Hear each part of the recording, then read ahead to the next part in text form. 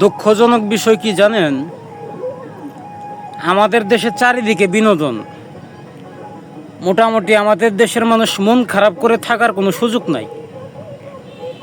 তবে যেই রাজনীতি মানুষের ভাগ্য পরিবর্তন করবে, সেই রাজনীতিও এখন মানুষের হাসির খোরাক হয়ে উঠেছে।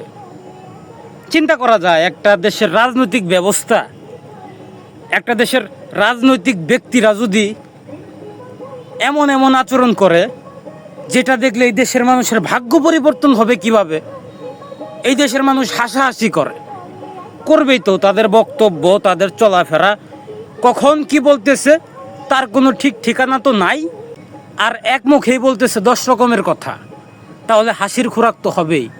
যেই রাজনীতি মানুষের ভাগ্য পরিবর্তন করার কথা, সেই রাজনীতি এখন হয়ে উঠেছে মানুষের হাসির খোরাক। এই লজ্জা আমাদের থোয়ার আর কোনো জায়গা নাই। আমরা কেমন নেতা হলাম?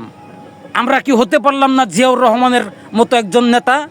আমরা কি হতে পারলাম না ওসমান হাদি? আমরা কেমন নেতা হলাম?